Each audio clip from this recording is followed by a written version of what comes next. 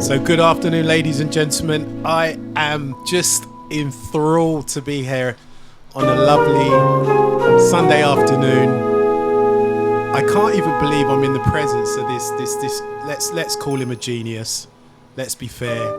That's who I'm sitting next to. No other than Nathan Haines from New Zealand. And I haven't seen Nathan in probably 20 plus years. So I'm honestly so hyped to talk rubbish about rubbish and music and jazz and collabs and producers and singers and more musicians and more jazz and more dance and more clubs and UK and New Zealand. So thanks for joining us, ladies and gentlemen. Honestly, we're going to have an amazing ride. It's 2 hours and we're just going to, you know how I am, we're just going to see what gives, we're going to see where we go, and I'm going to hand it over to Nathan Haines. So Nathan, tell me, how did you end up in UK? Who are you? What do you do? And why did you do it? Well, firstly I want to say thank you, Gary, and to Sophie at the BoArd for this opportunity to have a chat. Well, to answer your question, Gary, I first came here in 1995. Roy the Roach invited me over, and he's married to a Kiwi, Rachel. So I met Roy in the early 90s, and I knew he was a house DJ, but I didn't know anything about house music. I was living in New York at the time and was very into jazz. But into jazz and hip-hop and that sort of crossover that was, really going on at the time. And then one night in New Zealand, in early 95, Roy said, have you ever tried playing over house music?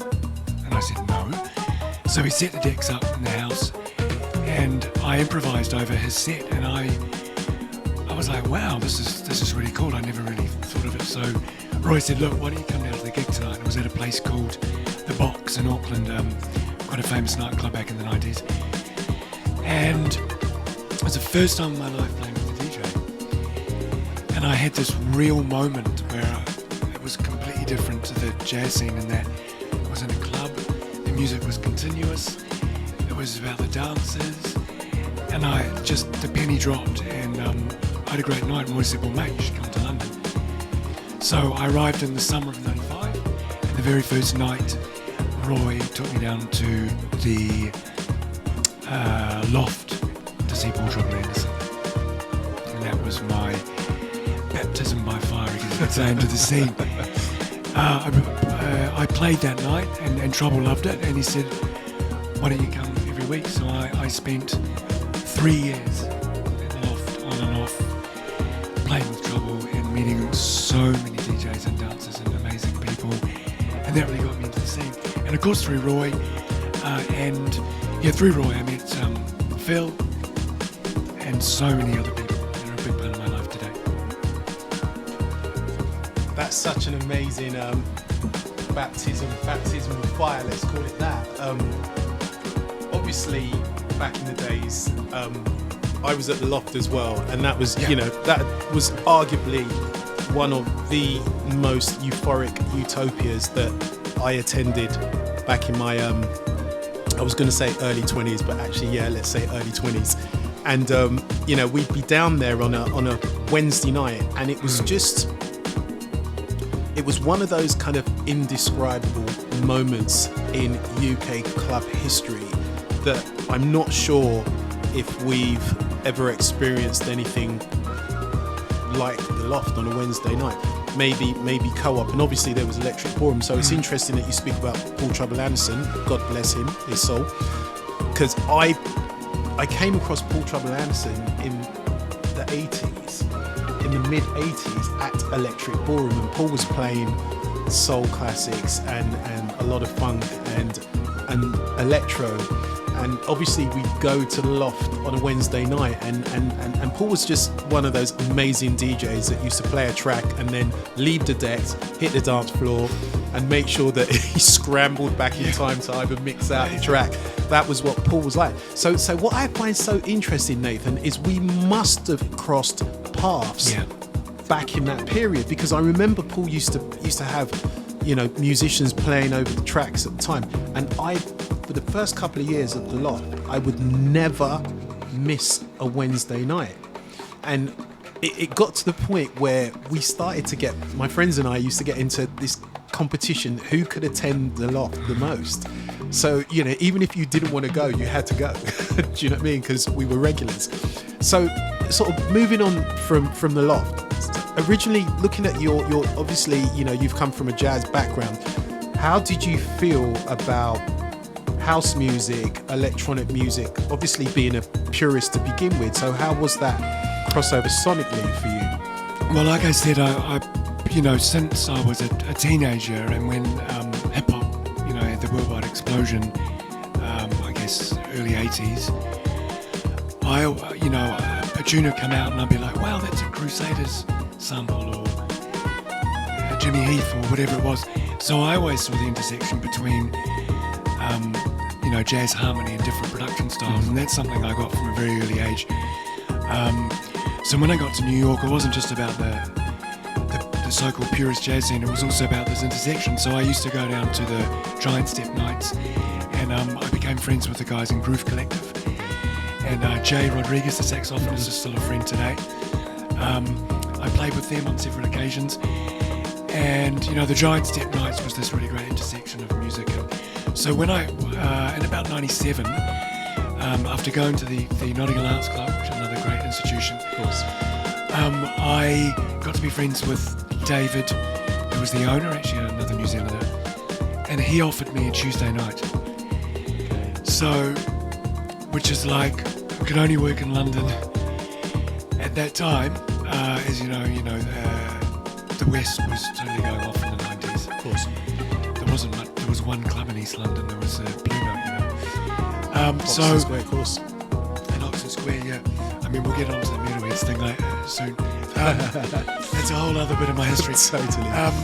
So, you know, I took on a Tuesday night, and my idea was to do live sets and DJs. So I had like a house band, and that's, you know, where a lot of the musicians I'm still working with today, you know, coming up to 30 years later, I'm still working with. So it was like a workshop for me. You know, I had everybody from Clyde, Tatum to Vanessa Freeman, all sorts of different keyboard players, different artists, performers, and DJs. You know, I mean, mentioning Metalheads, I had Goldie play a couple of times. Trouble used to play very often for me. So I got into the whole thing of promoting a club and running a club night, and it was just a brilliant way to meet people.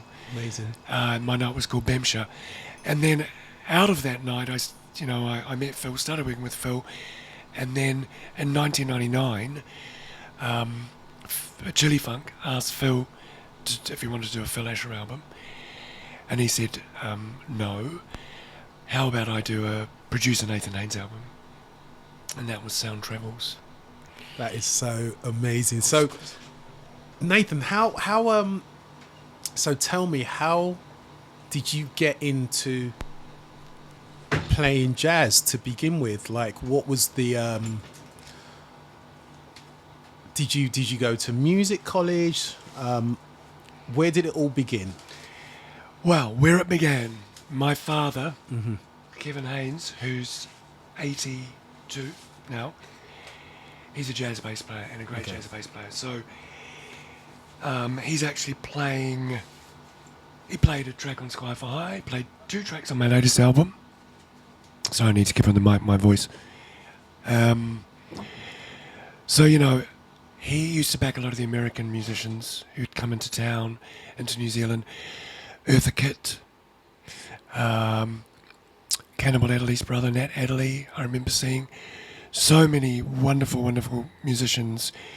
So growing up as a child, there'd always be jazz on at home, and then I'd get to see all these amazing musicians, you know. So I started playing jazz, I guess, probably I remember starting to learn standards at about the age of 10. Oh, wow. On flute. So, you know, by the time I was 12, I was gigging. By the time I was 15, I was gigging every weekend. So that's, you know, that's the sort of household I came up in, you know. And it was a very natural progression for me to start doing my own thing. going back to Sound Travels, I'm going to play a wonderful thing underneath. Vanessa. The Queen. Not for one of our national treasures, Vanessa Freeman. So, did you feel, Nathan, at the time making this music, especially at the time when you was crossing over in the 90s? Did you feel that it had the potential to be like absolute club bangers? Because let's face it, so much of the music that you were producing and putting out, me as a dancer, I mean, you know, I was constantly on the floor sweating to the majority of your stuff, or anything that I heard that was coming out from Nathan Haines. I was on the floor going mental. But did you feel that it was going to have such an impact on the dance floor? Well, look, when you say producing, you know, Phil was the producer. You know, Phil was really the architect behind that. You know, I was working with Phil as an artist, and Phil very cleverly took my vibe and what I could bring to it and then put it in this great production sphere. You know, Phil was the beat maker. Obviously, when we would work together, I mean, I put the wrong record on. This is actually Believe with Johnny Nelson, which we're going to be playing on Wednesday, by the way, at the Jazz Cafe.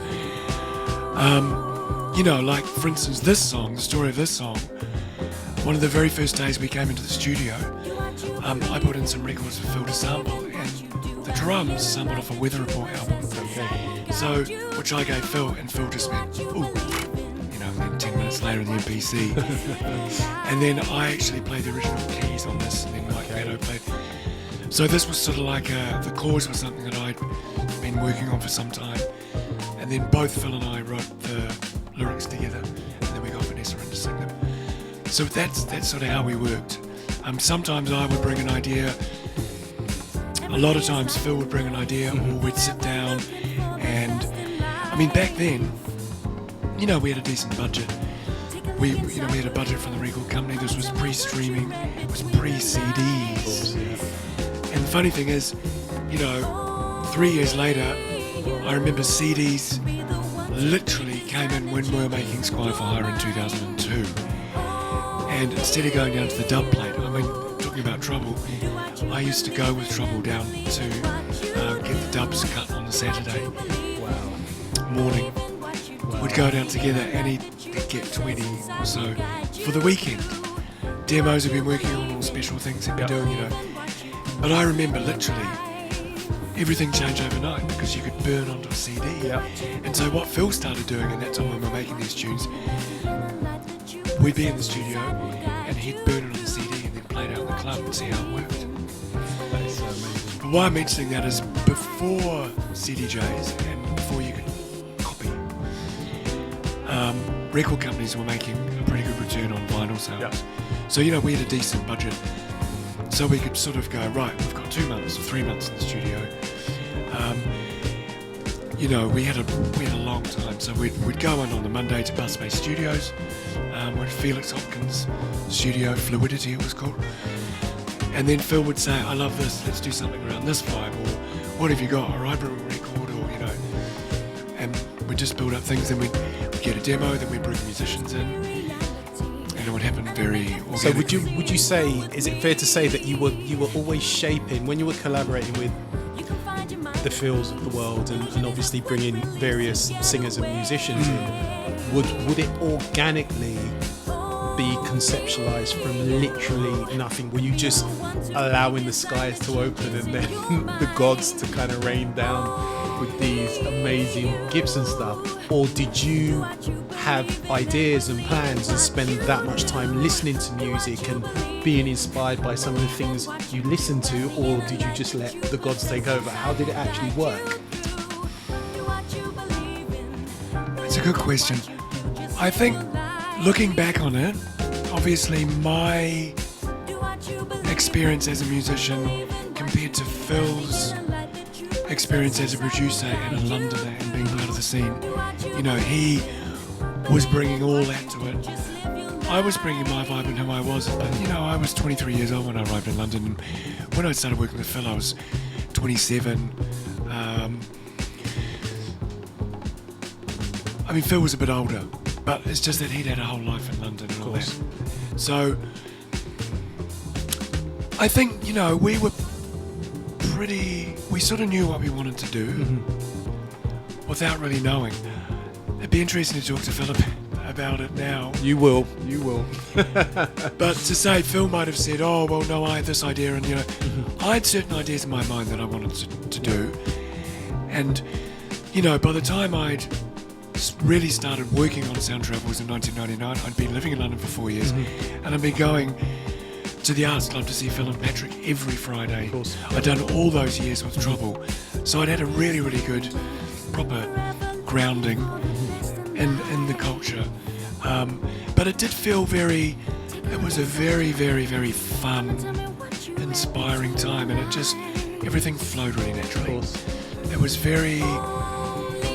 so much fun. I mean, Phil, anyone who knows Phil, he says that's the most brilliant sense of humour. And it was just laughs the whole time.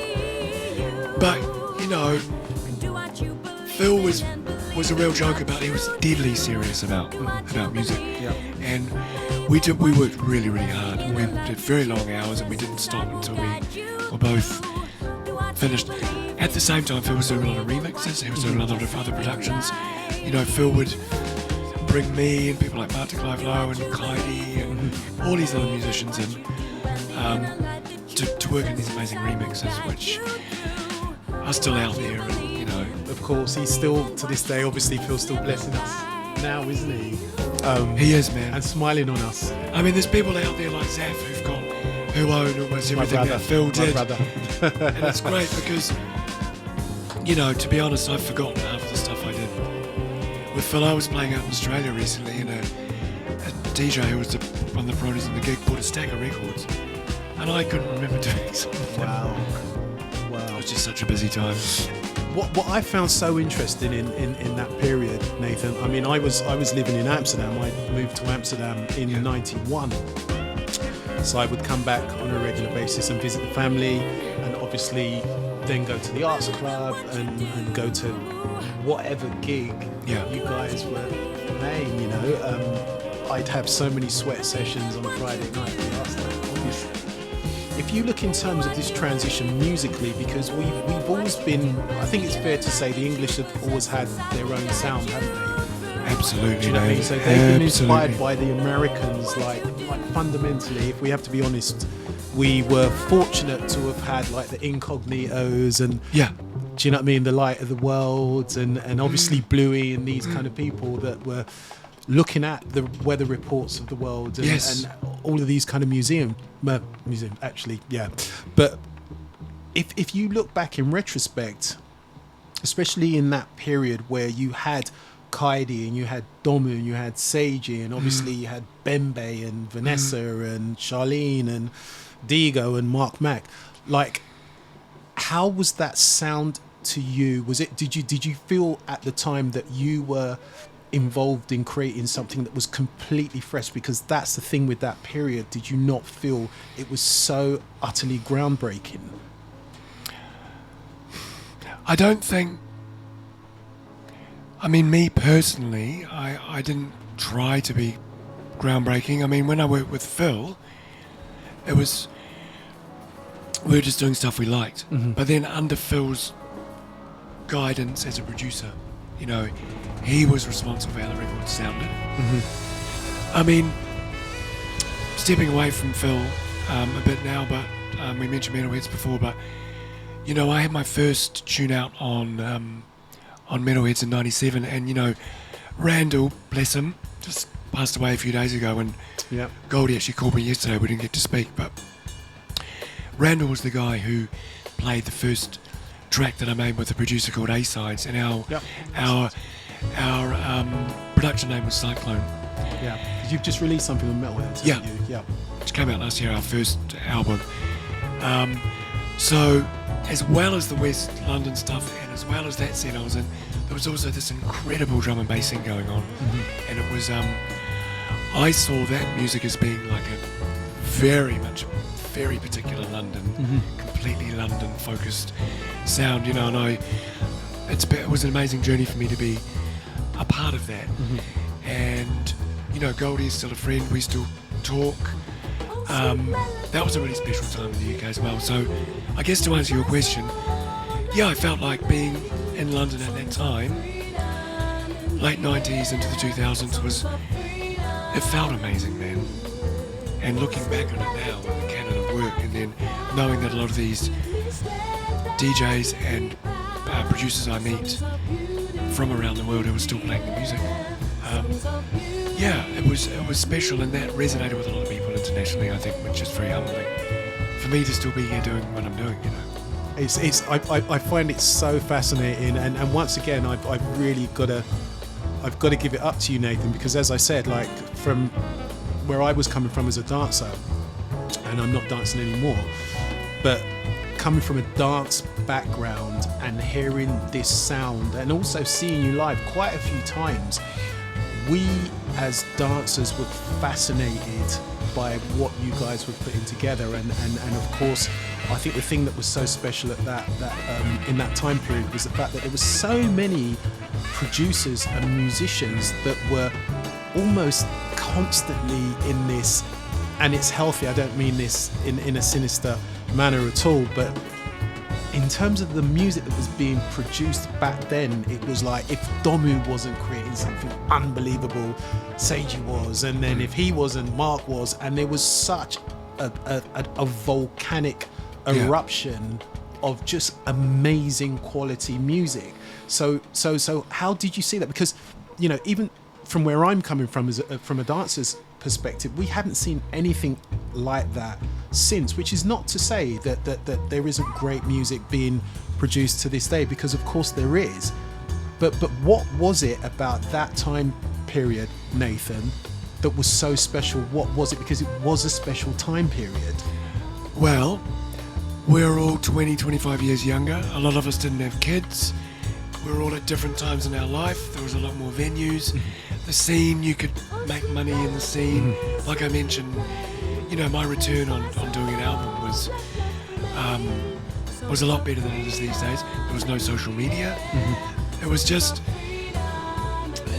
yeah, I mean, that's how you read about all sorts of scenes, whether it be art scenes or, you know, whether it's the beat scene in the 50s in San Francisco or whatever, all these different artistic scenes that happen all around the world in different places. It was just sort of like the perfect ingredients.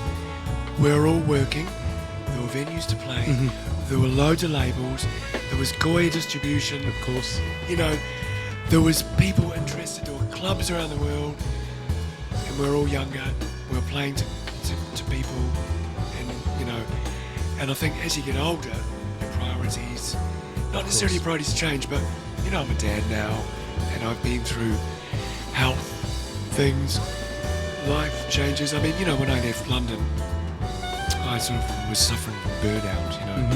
I think a lot of people in the scene who are like really, really, really working all the time in the scene, you sort of get to a certain point in your life and you need to stop. And, you know, unfortunately, you know, this job and this life, it's got a pretty high attrition rate. You know, I've seen a lot of friends stop making music, or unfortunately passing away, or, you know, things change. But that's not to be negative, it's just a reality of the situation. But to go back 20, 25 years, when we were all younger, it was just this amazing, just a different time. And I think for me now, you know, I look back on those times very fondly, but for me personally, I want to keep going forward. And it's about, for me personally, it's about working with young musicians, young producers, going out and seeing what's out there, and really getting in front of people who are going out. That's amazing. Because, you know, if you got kids and you don't go out as much, it's just, how can you? Yeah. You're at a different time in your life. Yeah. But for me, you know, like getting out there and playing and interacting and doing stuff, it's really, really important for me to continue that, because I don't want to be like a guy living on his past glories or reputation. So if you think in terms of like evolution, creative, like your creative evolution, like how would you compare what you were doing, let's say with your first album in 95? Obviously we're going to touch on your latest album. I've only heard a couple of tracks from it, but already I'm like, I cannot wait to purchase this next masterpiece on vinyl. But if you look in terms of evolution, you've just stated that you love the fact that you can go out there, you can work with young artists that are fresh and vibrant and just so up for doing new and fresh things. Like, and I'm curious, and I know I'm kind of repeating myself in a way, but I'm so fascinated because for someone who left dance, I'm now in film, and that's my thing now, and I spend most of my time with young creatives because obviously they keep us sort of fresh, don't they? But in terms of evolution, would you say that you're more equipped to make sort of dynamic music more so now that you've gotten older and you're more experienced and you know what you like, you know what you don't like? How do you approach working now as an artist, regardless of being a dad and getting a bit older? How do you approach it now? Well, you know, when I was working with Phil, like I said, he was the architect. He was the producer. He was making the beats. And then I'd work in the studio and there'd be a recording engineer. You know, what I've really concentrated on over the last 20 years, but really the last 10 years, is really learning how to record and how to mix and really how to produce vocals and to build up things. You know, that's I've got a lot of stuff in my mind to draw on, and I'm still learning. But I got to a point as a musician where I just wanted to learn the other side of it. Okay. You know, and that the other side of it being recording and mixing and properly producing. That's so amazing. So I was fortunate, as I said, enough to listen to a couple of tracks, 3 tracks off your latest album.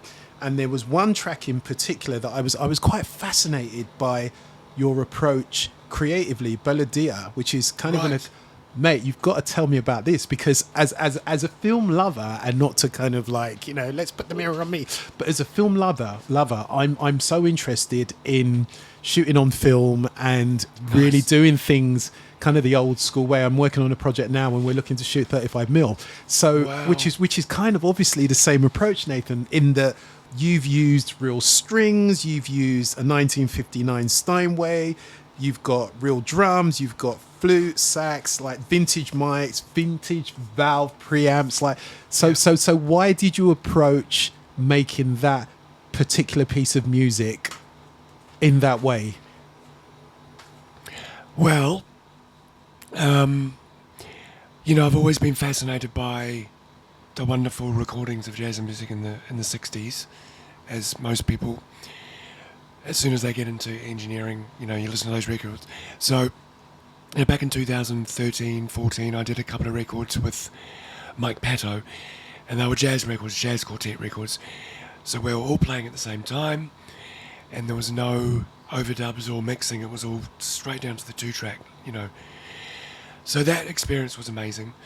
And then I did a follow-up. That album was called The Poet's Embrace, and that came out here on Warner Classics and Jazz. So I actually, you know, was in London, living in London at that time. So I sort of moved away from the dance scene, I guess, and gone more into a jazz scene. And then, so to answer your original question, you know, I've been building up the studio and buying gear, and, you know, I play a 1964 Selma Mark VI saxophone just because it's the best horn I can find. Just a lot of gear is great. I got a lot of analog synths. It's not really about the gear. I mean, but I guess with that song, Beladia, that was co-written with Leon Stenning, who's a guitarist who used to play in my band, Australian. He actually just moved back to Australia last year. He was playing the nylon string, and that came out of an outtake of a song from Zootaleur, my last album. And I had this kicking around, and when I was working several years ago, putting demos together, ready to working on a new album, and I had this little bit of guitar, and I went, wow, I could build a whole song around that. So basically that's what I did. And layer by layer, I built the whole song around it. Then I got Leon to redo the guitar. Then I got in piano, bass, all the other instruments. Chris Frank from Delata is on Quika. So yeah, it's just there's no right or wrong, man. But I guess as a producer on this one, I wanted to reference a lot of my favourite Brazilian artists and that wonderful MPB sound of the 70s. I just love that music so much, man. See, I can't wait to hear some tracks from Notes, which is Nathan's forthcoming album. Should we play Bellodia? Please, please, please. My voice can take a break.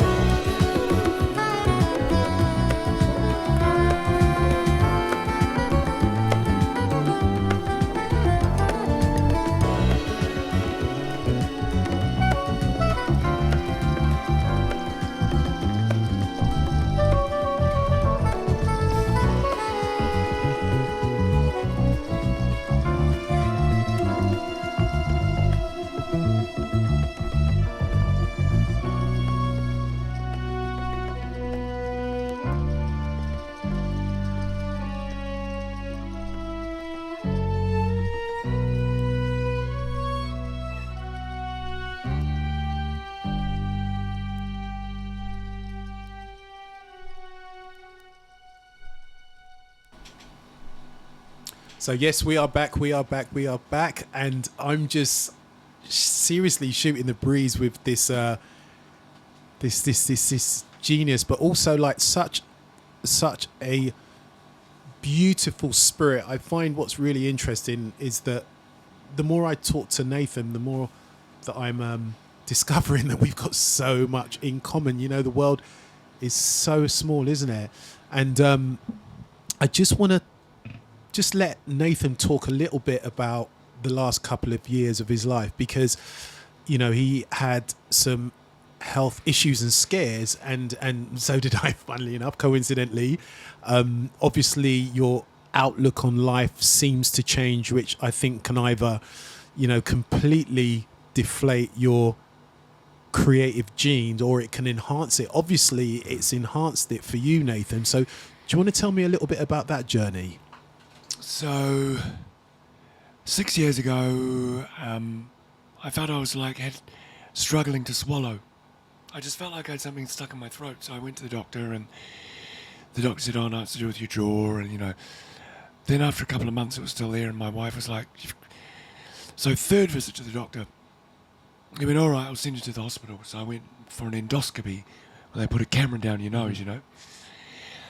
And I was there, and there was like 3 people, and then as soon as it came up on the screen, they sort of went like this. So I was like, "Oh shit!" And then the doctor came in, and he went, "You've got a really large tumour on your throat. We don't know if it's cancer, but it looks like cancer. Can you come in tonight?" And I said, "No, I've actually got a gig." It was in the Gucci store on Queen Street, doing some corporate gig with my jazz quartet. And he said, "To tell you what, we'll arrange for you to come in after your gig. So bring an overnight bag." So I did the gig, bought my overnight bag, and then went into hospital that night and went through more tests. But it wasn't really until another month later, a couple of weeks, when they do multiple tests just to make sure. And then they have in New Zealand, they have what's called a multidisciplinary hearing. And so you're in a room with all your family, all of the surgeons, about 30 people. And they said, "Okay, Nathan, you've got stage 4 throat cancer, and your chances of survival are good. We're going to remove the tumour, but there'll be health issues for the rest of your life."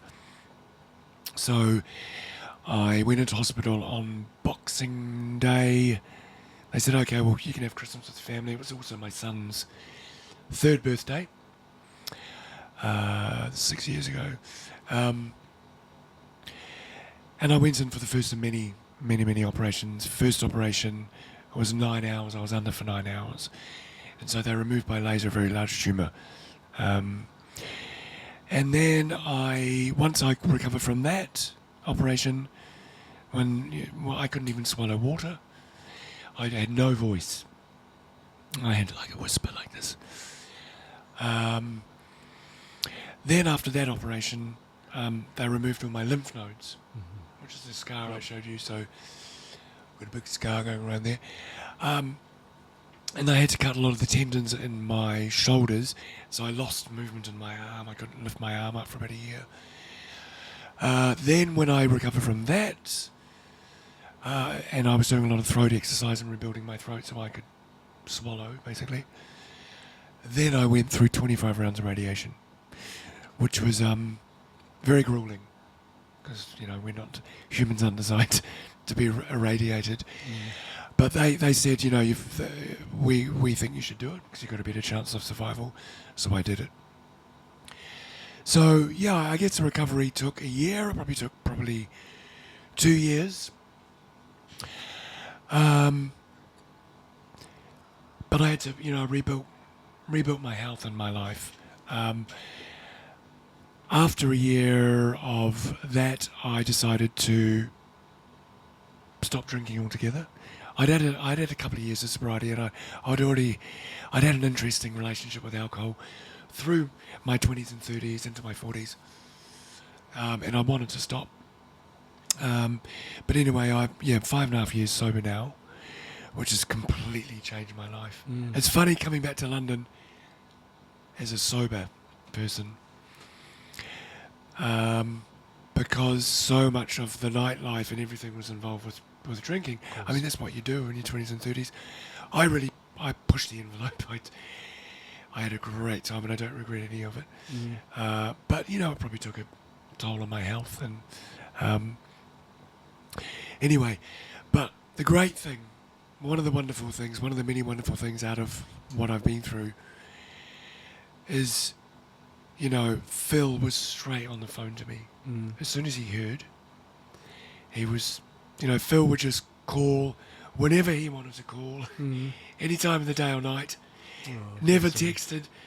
Like, can I talk to you? Straight on the phone. And he was just, yeah, it was, but that was Phil, you know. I mean, when we parted ways at the end of Squire for Hire, we'd had a pretty intense sort of several years working together, making 2 records together, and working intensely together as we did. We worked, you know, Squire for Hire, we worked so hard on that record. I mean, Sound Travels was fun. Squire for Hire was really, really fun, but we really wanted to up our game. I mean, to go back to some of the original questions, with Squire for Hire, we wanted to really, I remember Phil saying, like, when we got the Advanced Record Company, he was like, okay, we need to do what we did with Sound Travels, and we need to take it up 100%. So, you know, we had a bit of a blueprint in our mind. We obviously left room for stuff that we wanted to do. So, you know, at the end of that, you know, I'd been living in London for, at the end of that process, for almost 10 years by that time. Phil was going through a lot of stuff in his life, and, you know, I was pretty, I was 34, 35 at that stage. I felt I needed to take a break, and so I left London for a while, and got into some other things. Obviously, Phil and I always kept in touch. I saw Phil several times over the years, but, you know, it wasn't until I got ill and Phil reached out to me. Once I got through the cancer and the recovery, we started talking about our first love, which is music, you know. So basically at that stage, back then, I had some demos I've been working on, and I've been working with a wonderful keyboard player in New Zealand, originally from Poland, called Michal Martiniuk, and we're mucking around in the studio one day and he played some chords, and I was like, wow. So I took those chords and then used my synths and then built a whole track around it, and then sent the music to Phil, and then Phil programmed his beats.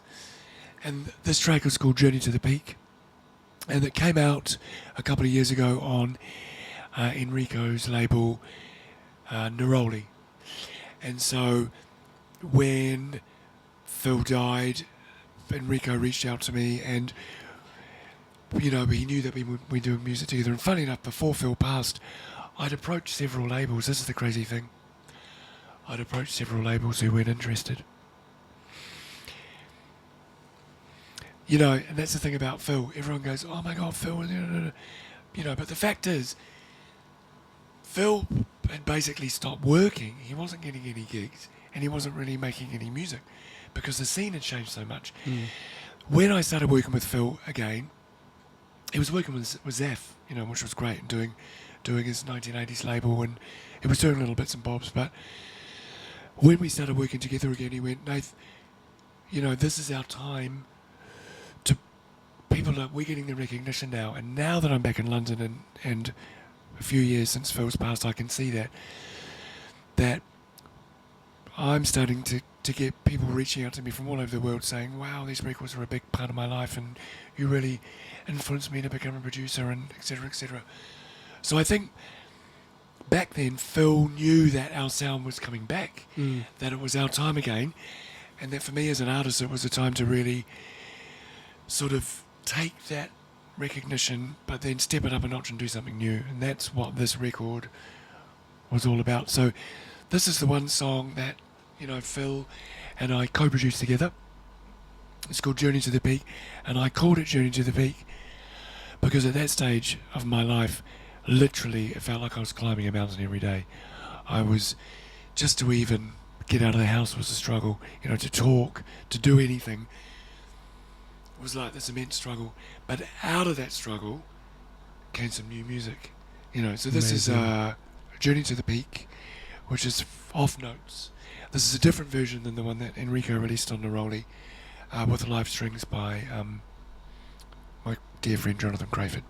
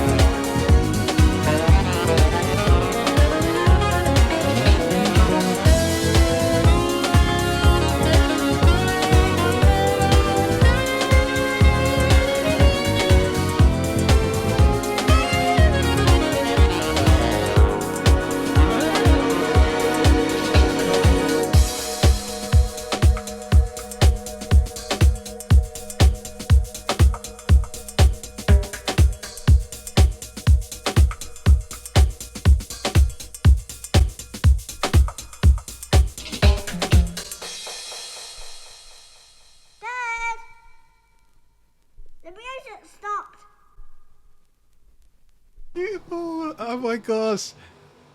Another masterpiece by Nathan that's coming out next week. It's getting released, is it not, Yeah, Nathan? so August the 9th, man. I guess I should mention the Jazz Cafe on August the 7th.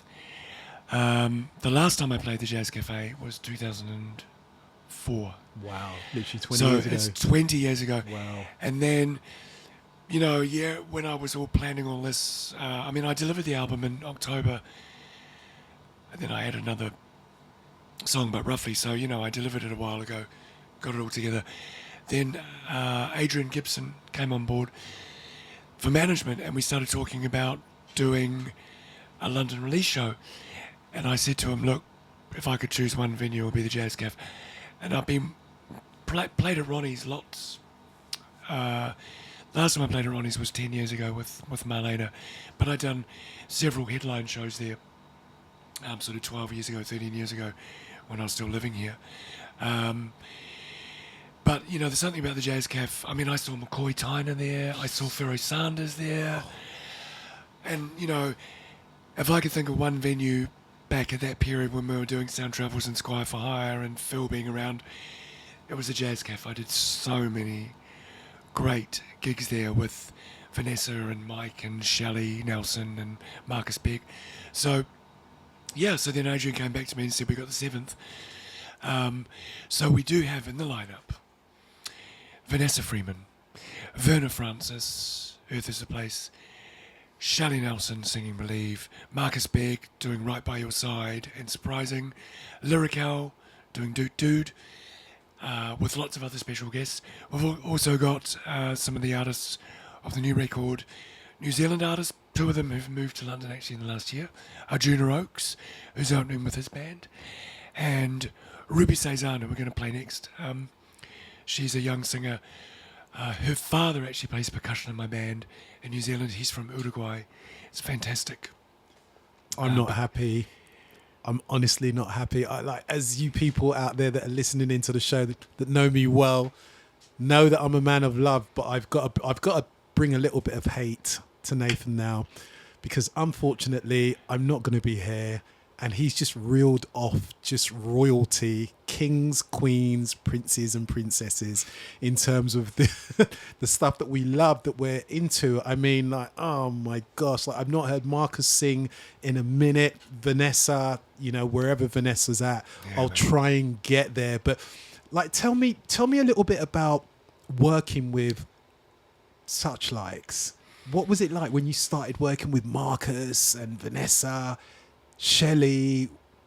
What was that first experience like, Nathan? Well, they've all got very individual stories, and I think I met Marcus, pretty sure I met Marcus through Phil, and Phil had got him on some other productions. There was this EP, I remember, Participate, that song Participate, Sophie might remember. I think it was on his Special Records around then. This is late 90s.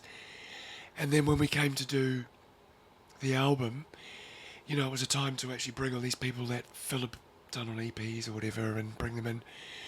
I remember we did Surprising was the first song we got Marcus in on, and he's the real deal. He's just the real deal. There's so much emotion. He's just a very real person, and that 100%. Comes through. Yeah. Look, if you're a musician, then you play like your personality. It's it's pretty simple. You can't really hide behind anything. You can sometimes, you can fool some people, but not all the time. Not with people like Phil, that's certainly the case. Or someone like London, it's everyone that Phil worked with, that I met through Phil, they were all very real, beautiful, present people in the moment. Yep. And making those records was about capturing that in the momentness. Which you obviously, you obviously did, Nathan. It's funny you talk about Marcus. I remember meeting Marcus one time down Portobello Road, and he'd just started growing his locks. Yeah. And Marcus is hilarious, as you know. and we'd be talking, and Marcus would be like, yeah, and while he was like twiddling his locks, you know. But you'd go and watch him gig, and I've seen Marcus sing a few times for you, and Marcus would open his mouth. What was so special about Marcus is you'd look at Marcus and you'd never equate the two things. That was what was so special about Marcus. And he would, you know, he was almost like a road man in a way. But he would start to sing. Oh my gosh, the first time I think I heard Marcus sing was on Leroy Smith's Let It Ride. Yeah.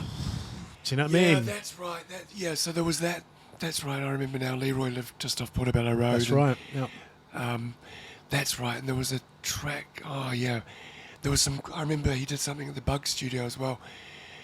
There was another really great track. I mean, you know, that was the time. Like, that's what I mean. Sometimes I can't remember. Yeah. I do remember when you remind me and when people remind me, but there was so much great stuff. So yeah, that was Marcus. Shelley, I met through Mike Pato. Okay. And, you know, I spoke a little bit about Believe before, but me and Phil had a pretty certain idea of how Believe should sound, and then, you know, we wrote all the lyrics, and then we just came in and Shelley just did the most amazing job of it. Special. Very special song, Yep. and we've done a vocal rehearsal, and oh my God, it's just amazing. Vanessa started singing down the Arts Club. I can't remember how I originally met her. Oh my God, Vanessa's going to be kissing her teeth for not remembering. But then, then we started doing stuff with Phil, and then the first track we did on Sound Travels was Wonderful Thing. There's another track off the latest album I co-produced with with Mike Pato, which I'll play, a brother of mine. But yeah, let's play something, going back to talking about young musicians and young singers and stuff. new singers. This is 27-year-old Ruby Cezanne, who I mentioned, if she's from New Zealand, has been living here for a year. The original version's on my album. This is the At Jazz remix of Night Moves featuring Ruby Cezanne.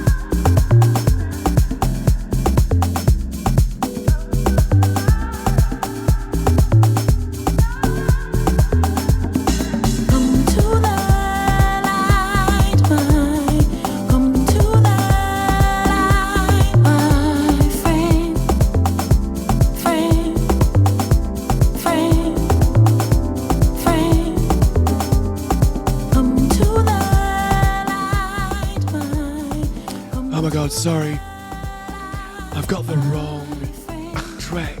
My God. This is actually a wonderful singer from New Zealand called La Coco.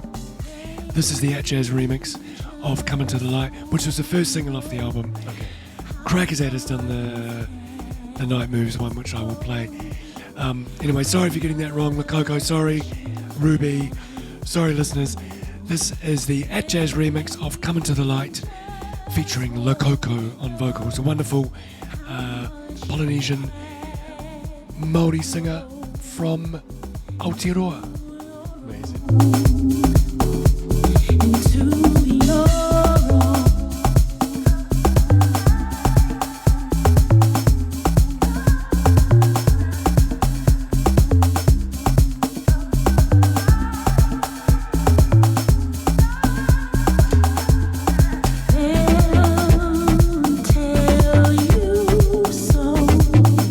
What is made for you?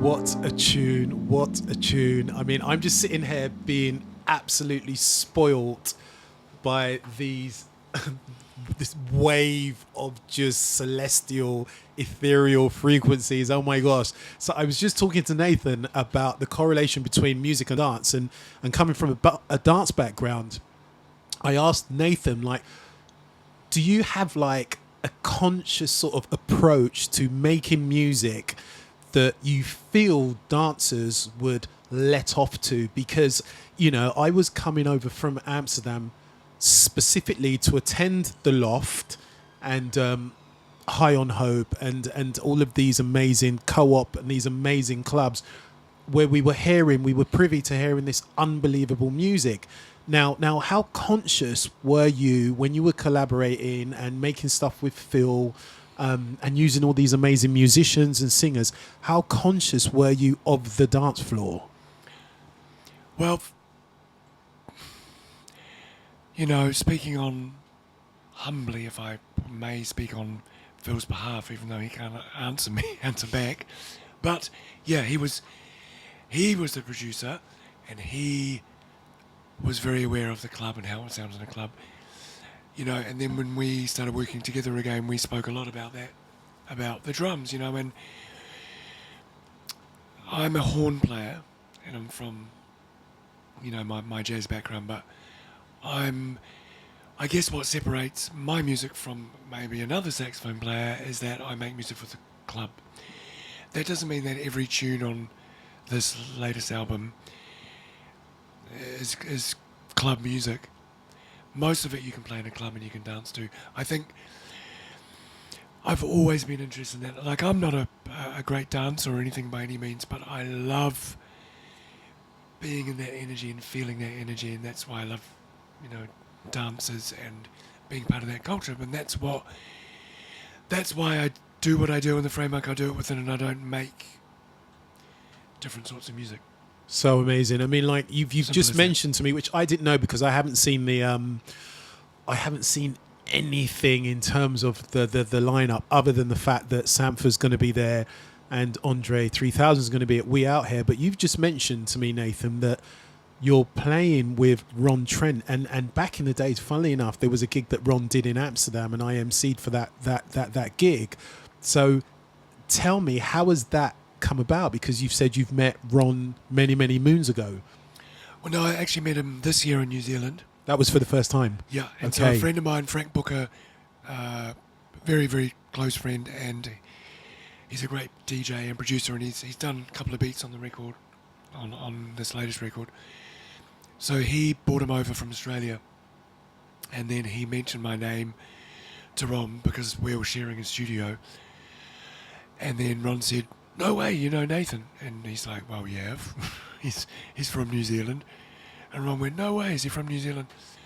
So anyway, we met up, and then Ron said he'd been playing Earth Is the Place every night in his sets on his latest tour. So, you know, I went to the gig, and yeah, when he dropped Earth Is the Place, it was like a pretty special moment. I mean, the place went nuts. Also because people know Earth Is the Place in New Zealand. Even though it wasn't like a big tune in New Zealand, the people who were at the Ron Trent gig and the underground people knew, you know, and they just thought, wow, Ron's playing one of Nathan's tunes, wow.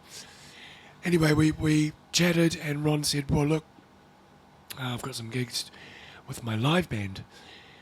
So he asked me to join the live band, and amazingly enough, it turns out I get to London, Miley Manzanza is playing the Jazz Cafe gig, and he's also playing in Ron's band.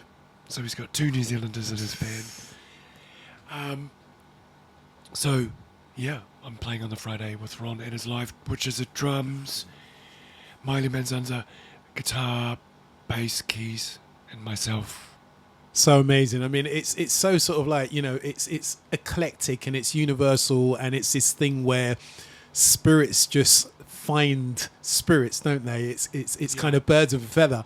What's actually quite mad in terms of synchronicity, I did a show on the boat a couple of days ago, two nights ago, funnily enough, and I played this Ron Trent tune, We Don't Need No More Excuses, Ron did a remix, and you know, even in terms of like me sitting here interviewing you is crazy. Just as a little sort of, you know, just a little kind of recent historical occurrence. Like I had a YouTube session, and I decided, you know what, I have not listened to a Nathan Haines track in an absolute minute. I'm going to delve into like the archives of Nathan's music, and you know, so just to hear that Nathan's got notes coming out, oh my gosh, please, for all of you guys that are listening into the show, you have to go out and purchase this masterpiece. I've heard 3 tracks from it, and that's enough for me. Yeah, there's 3 tracks already up. You can stream it everywhere. It's on Bandcamp. So if you put my name into Spotify or into streaming, there's that track you've just heard, "Come Into the Light," was the first single. So you got that, and the Jazz remix.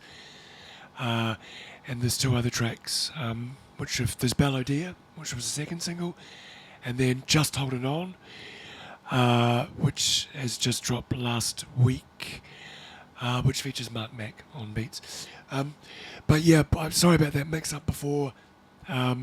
Coming to the Light featuring Lococo, I was talking about Ruby Cezanne. This is the unreleased, hasn't even come out yet. Will it come out, Nathan? Will it come out? It will come out. This is the Crackerzat remix of Night Moves featuring Ruby Cezanne. Now, Ben has been one of my favourite producers over the last 3 or 4 years. I reached out to Ben a couple of years ago online, and I said, "Oh, I don't know if you've heard of me. I love you." And he went, "Oh my God, it's so great to meet you. You were completely instrumental in me getting into music." Wow.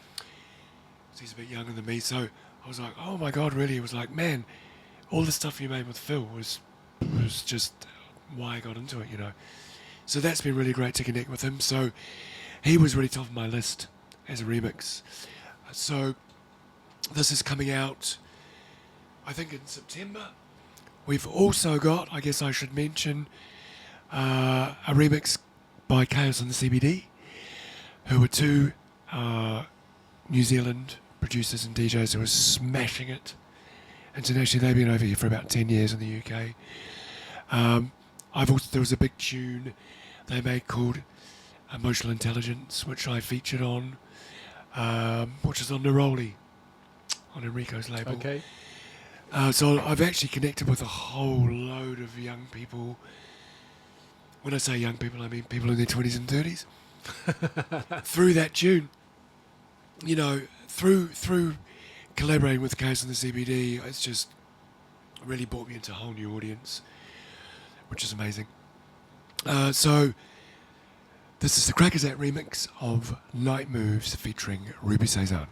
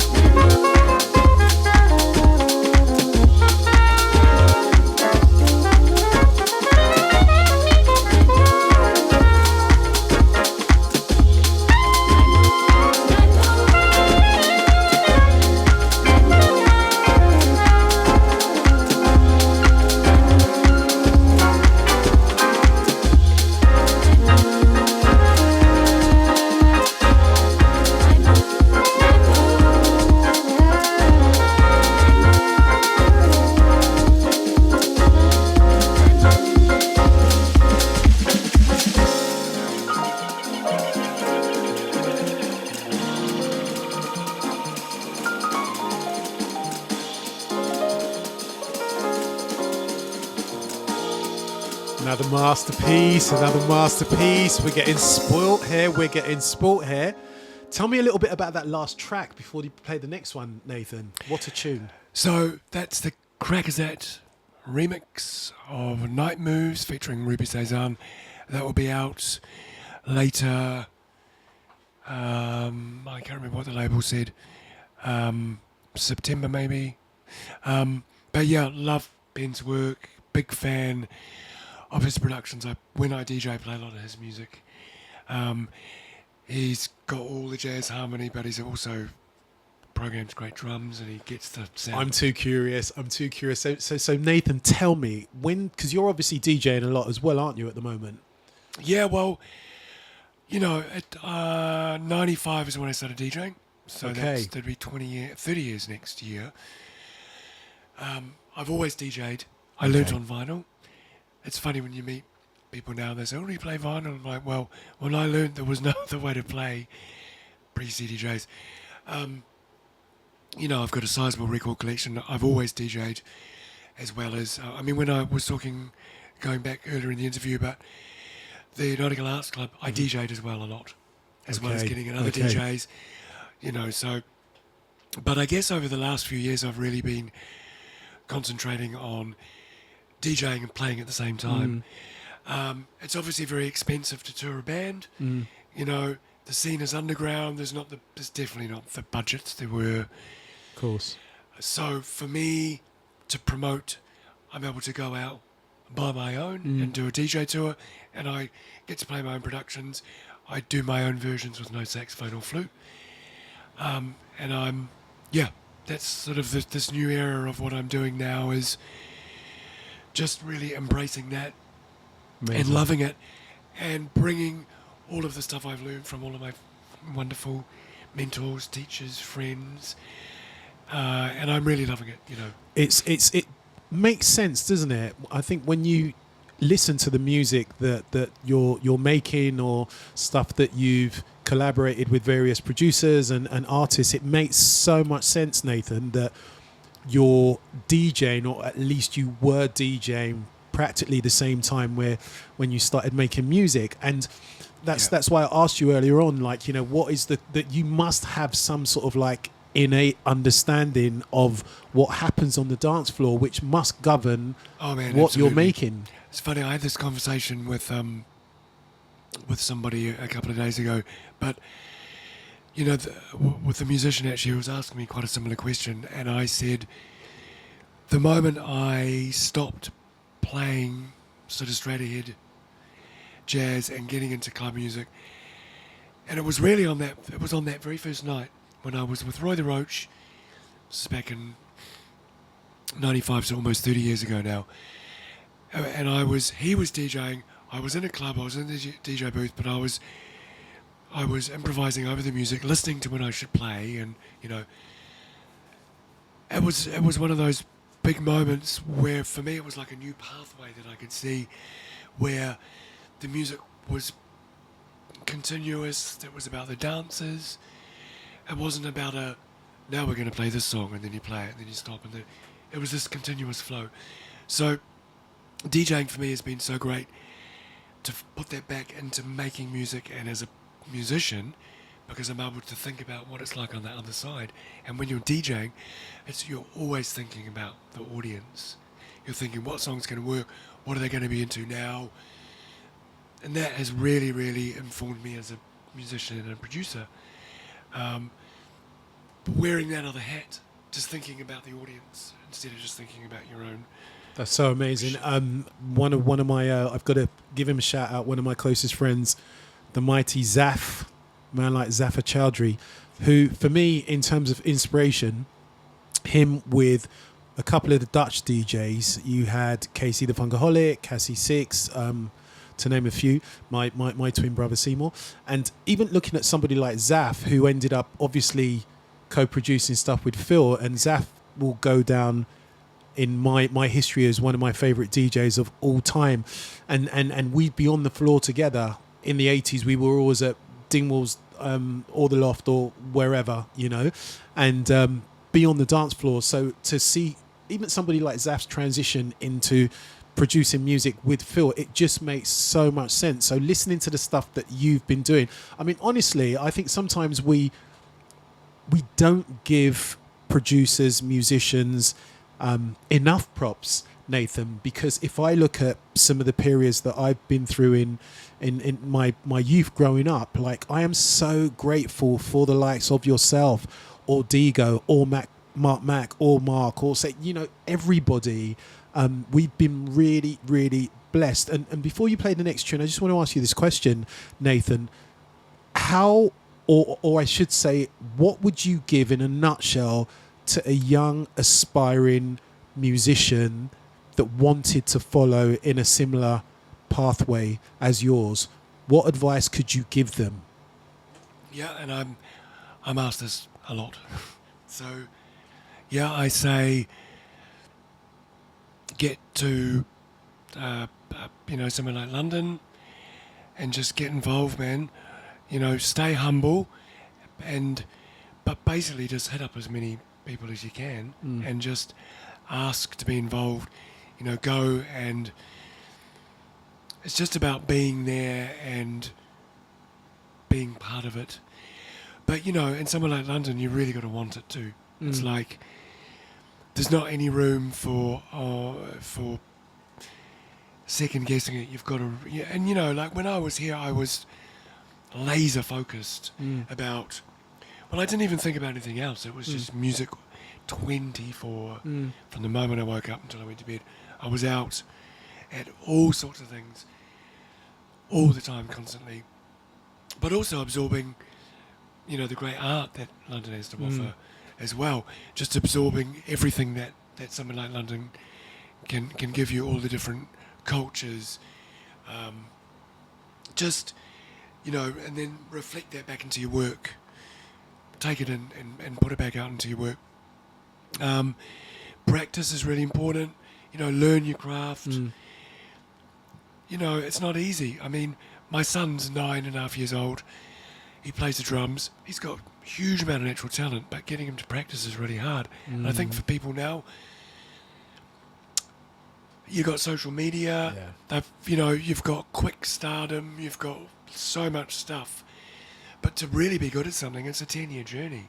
That doesn't mean that you can't be good earlier, but to really get a facility on an instrument, to really become a good DJ, not just some of the time, but all of the time, to get your level of skill up, to get... I'm still learning every day. Yeah. But you've really, really, really got to practice, And I'm, back in the day, I was practice shy sometimes, but then I'd go and sit in somewhere, or I'd be roasted on a session or something, or whatever. It's like I've always had to go back and relearn stuff, and I still do. I'm always trying to upskill my level of what I can achieve. And I mean, you were sport better as well, though, weren't you, Nathan? If you think about it, like myself, coming from a dance background and really being heavily involved in the club scene, we were. And I'm not coming from the sort of POV of like, back in the old days, back in my days kind of thing. Like, isn't it fair to say, Nathan, if you look in terms of club culture now, things have just changed. The government's basically taken such a large percentage out of things like funding and these type of things now. So isn't it a little bit more difficult, Nathan, if you think about like how spoilt we were and the wealth and the riches that we were fortunate and privy to back in those times? And kids, do they even have that now? Because there's only a couple little pockets. You've got Jazz Refresh, you've got BBE now that's making some great headsway, and then the odd thing. So where do they go? How do they start? Well, look, I can't answer that question, but all I know is for my personal journey when I got here, I just got out there and found people, and then the music happened around that. And if there's amazing stuff going on in London, I did a session with some guys this week, Lewis Moody, who I was playing with at Ronnie's last week with Maeli. There's some great pockets of stuff going on, But change is inevitable, man. Nothing can stay. Yeah, of course. Yeah. Nothing can stay where it was. And, you know, if I was 23 years old again, like when I first arrived here, I'd just get here in 2024 and just do my thing. I wouldn't even question it. It's only because we can look back, you know, the last 30 years and say, you know, when I was 20, I did so-and-so. When you're in your 20s, you don't care. You're just there and you're in it, you know. I mean, I think London will be an amazing place to be if you're 20. I mean, I was talking to my friend today who said, Paris is really going off again. Obviously, Brexit has really affected things here. Yeah. But the other cool thing is, you know, we do so much stuff online. I mean, all the stuff I did with Phil was online. Yeah. He called me in hospital online. I didn't see Phil. Yeah. I hadn't seen Phil physically in over 10 years. But we were still able to work together. Amazing. You know, the stuff I did with the stem mastering on the album and the mixing, that was all done online. You know, a lot of the guys, like this next track I'm going to play, I sent the demo to Mark Mack. He sends me the beats back. We go backwards and forwards. You can work that way too. Saying that, though, we have established those relationships previously. Yeah, yeah. Also, though, a lot of relationships I've got now with producers or whatever is people online I've never actually met physically, but we've connected and we work together, you know. Yeah. So yeah, let's play another amazing track. This is called Just Holding On. This is the third single which came out last week from Notes. Once again, this was started with Michal Martiniuk, the Polish keyboard player, and he'd written these fantastic chords, and I kept them on a hard disk filed away, and I actually played the chords to Phil. Phil was like, yeah, that's bad, I've got something planned for that, but unfortunately it wasn't to be. So I sent the original demo, which was literally just a little bit of Rhodes and bass. I sent it to Mark Mack, and then he did a fantastic beat on it. Then I redid a lot of the music, then I added strings, and then I asked my friend Ethan to do vocals. EO is his name, and he did a fantastic vocal delivery on it, and it also features my dad. Amazing. On acoustic bass. So this is not a house track, it's a boom bap style. Mark Mack, big up Mark Mack.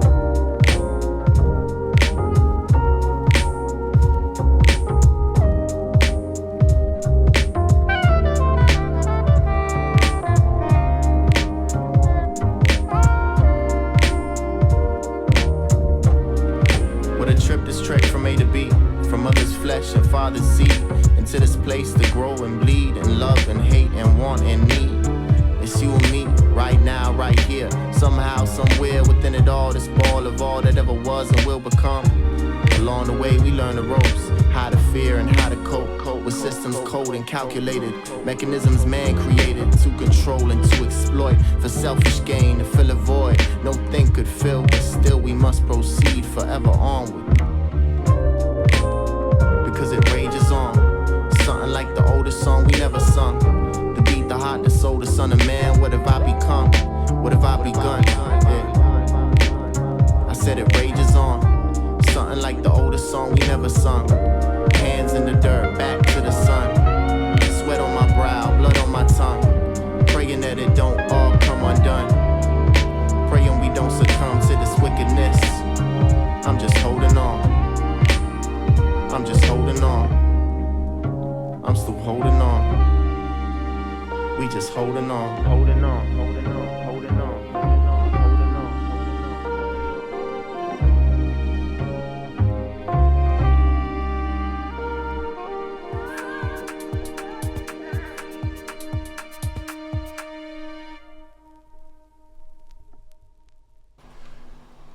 Nathan, there is no way on God's earth you're going to get away without talking to me a little bit about that tune, because this was the first tune that I heard when I got the link to the Bandcamp tracks, and I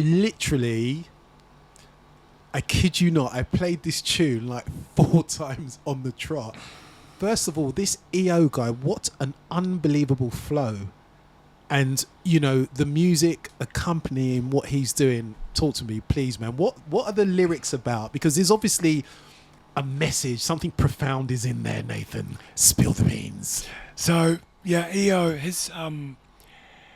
I'd heard him, he's done a bit of stuff in New Zealand, but he's pretty underground. But actually his kids go to the same Steiner school as my son, Zoot. Hello, Jamie and Zoot. Hi. So I found out that that Ethan's kids there, and then we started talking, and then I had this tune, and I was just going through some really rough times. I mean, just holding on. Mm. If you're in making music or you're an artist, sometimes it really just feels like you're just holding on, because that's the reality, man. I mean,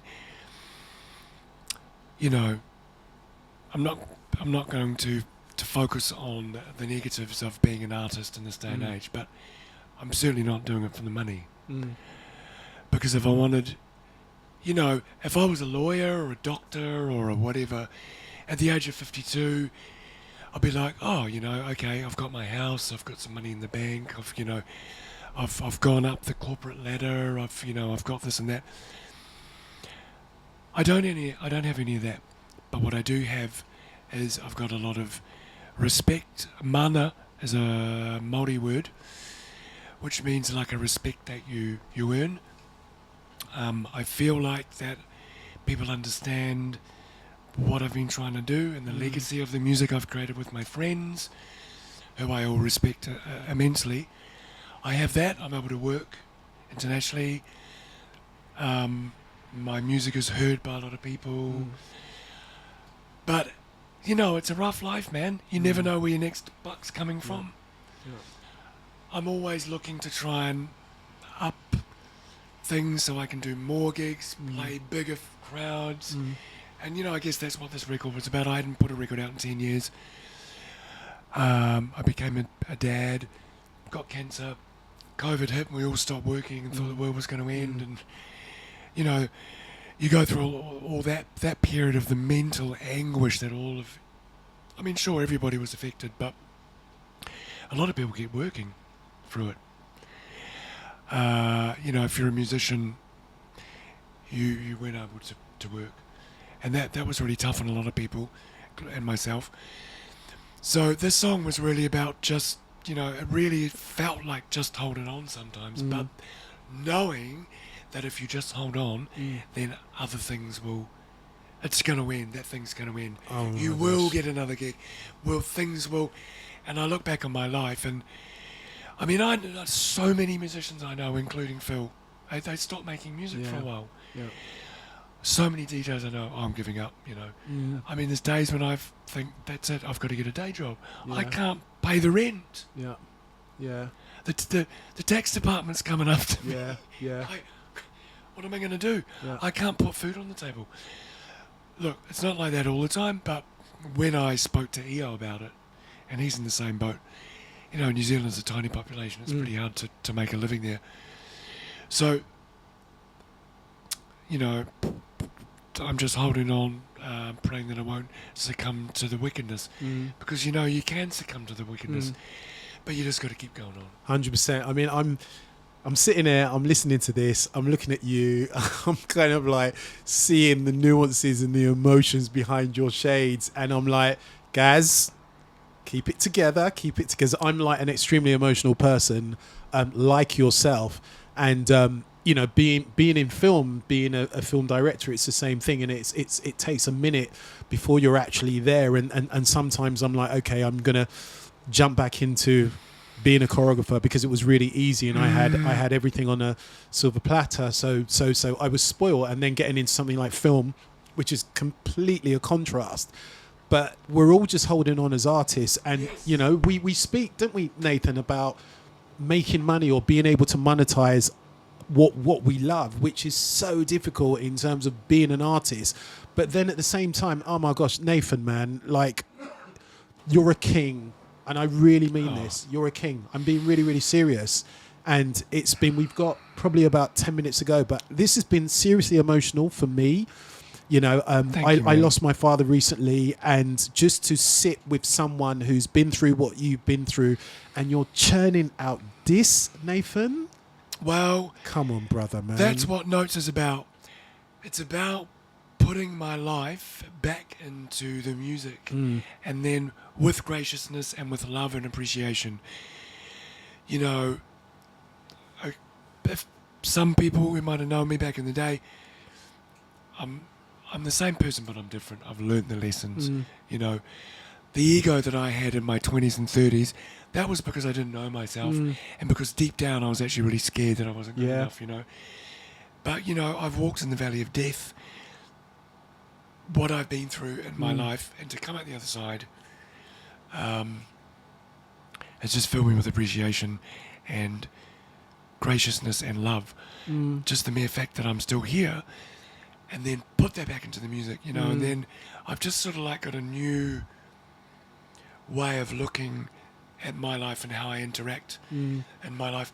That doesn't mean that I still have moments. I can still be an arsehole or whatever. I still find things hard, but really underlying it, you know, I'm filled with graciousness and a deep thankfulness for the fact that I'm still here and still being able to. Amazing. I tell you what, Nathan, honestly, I think it's easy for us to be really superficial about, you know, meeting artists on the same sort of level that you are, because let's face it, you're a bit of a sage within this sphere.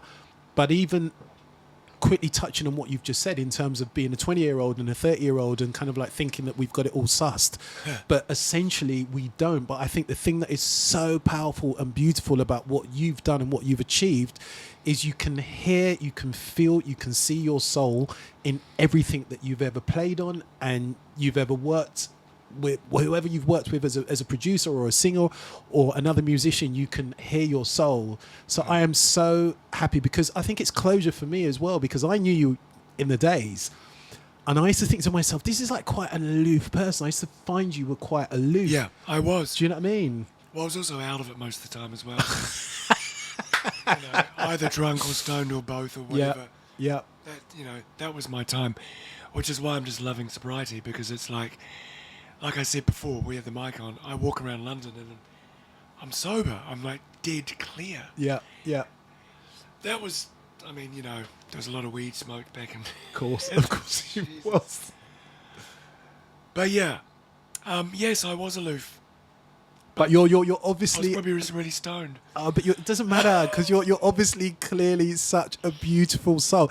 I'm sitting here, Nathan, and as I said, like, I don't want to sound too superficial or too mushy, but I'm inspired. I'm being really serious. I'm being really serious, because I've loved everything that you have done from your jump So to sit here, I feel honoured. I know that you're going to play maybe another track one more track. I'm going to finish it off with notes, the song notes. So this song, it's everything that we've been talking about. And I'm singing the song. Now, Sound Travels and Sky for Hire, I'm singing on both those albums. So on Sound Travels, I sung a jazz ballad called Impossible Beauty, which so many people over the years have said that's their favourite song. I even had a couple who said this was our favourite song when we were courting, and I played it for them at their wedding, they're hoping for their wedding. It was on the playlist on Radio Nova in Paris for many, many, many years. Then on Sky for Hire, I sung on a track called Take Me to Oblivion, which was all about my sort of drug past. You know, I ended that part of my life when I met Phil. That's what that song was about, Take Me to Oblivion. Anyway, Notes, the song Notes, is about my life. So if you listen to the lyrics, it's got everything in there without it being too literal. Oh, you know, and so I got cancer, and so. No. It's not about that, but it's about everything we've been talking about. The song existed as a demo for a long time. I think I played this to Phil, but unfortunately Phil never got to hear the finished version. The thing about this song is, because I was singing on it, you know, I was very self-conscious about my voice, and I had to find the right framework in order to be able to sing something.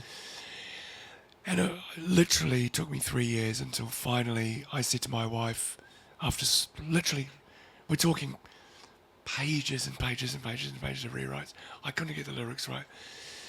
I finally got the lyrics to something I thought was okay, but I couldn't do the vocal because I've been doing it myself. So I said to my wife, Jamie, who's here, hello Jamie. I said to Jamie, would you come into the booth and would you sit in the producer chair and say, yes, no, not bad, do it again. So that's what she did. And, you know, it took an hour or so. And then I think I got very emotional at the end and started crying because I was like, well, that's it, it's done. It was like closure. And that was one of the last things I did on the album. It was like, okay, I've done that song, because I knew I really wanted to do it. And the record company said to me, you know, I played them the album, and they said, what about that demo of you singing? And I went, oh no, I'm not going to do it, I can't do it. They went, look, you have to do it. So I did it, and I got him, my wonderful friend Manjeet, on tabla. So it had other versions with drums on it. It's got my brother on guitar, Joel Haines, and tabla. And I've played this to a few friends, Christopher Tubbs being one of them, who's a really good friend, great producer, DJ, lived in London for a long time. First time I played it to him, he started crying, and he went, oh my God, I think you've made a Balearic classic, which is very Tubbs. I don't know if it's a Balearic classic, but yeah, I thought it was the right way for me to finish the album, and it was, like I say, it was closure for me to be able to sing a song. I don't know if I'll be able to ever sing it live. I'm not going to do it at the Jazz Cafe. I might attempt it at my release show in New Zealand, because my voice is a lot better in the morning, and I remember I recorded this in the morning. As the day goes on, it gets more, you know. Anyway, Bob Dylan's not a great singer, it never stopped him, so... Of course it didn't. So, you know, I just want to say thank you so much, Gary, for today. No, mate. I'm going to give you a hug. I'm going to give you a kiss. You're going to give me a hug. I'm going to give you a kiss, mate. Thank you so much. Thank you. Thank you so much. It was such a... Absolute pleasure. It was just a beautiful journey to talk to you. And thank you so much to Sophie and BoArd. And thanks to everyone tuning in. Love you all. Love you all. This is Notes.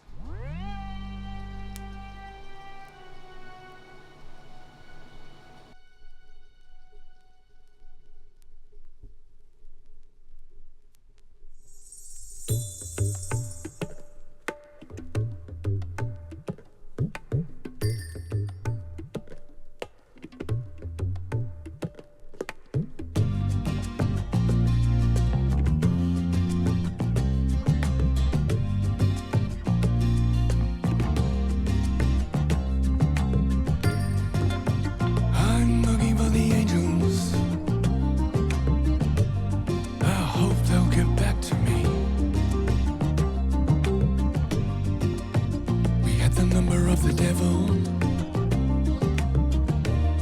and the keys to his flat. I hope you're listening, and I hope you'll understand. I've made some bad decisions and things I never planned. I look for the note that's missing,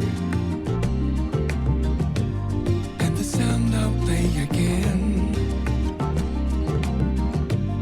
That flame, it keeps on burning. It'll burn till the end.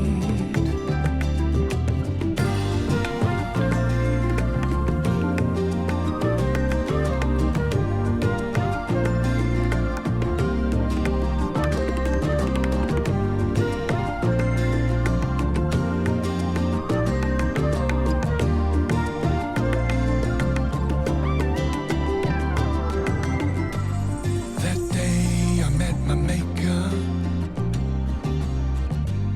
That's a day I'll never forget. I'm looking in the mirror, wondering how I'll get back. The world was turning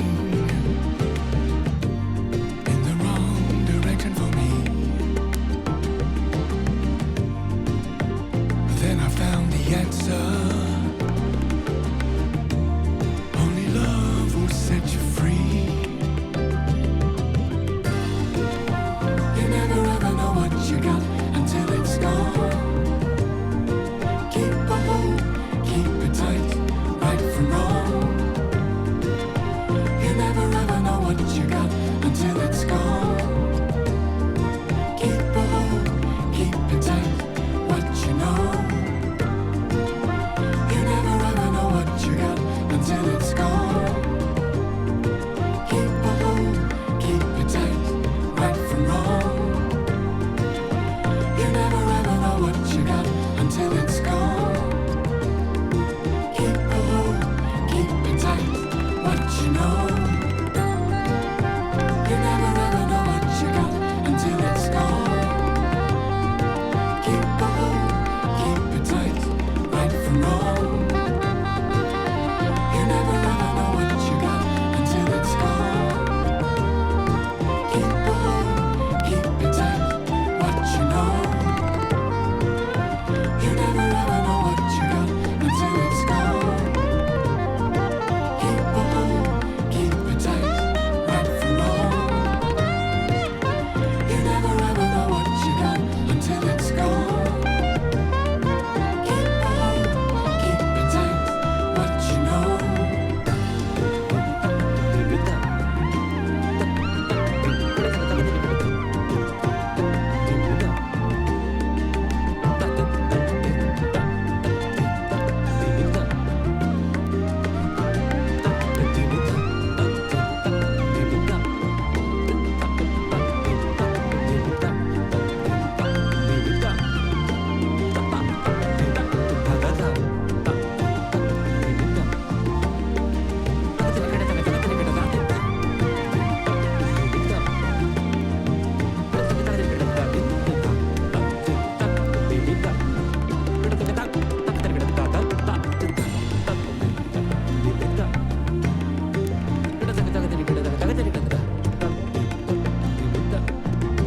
never ever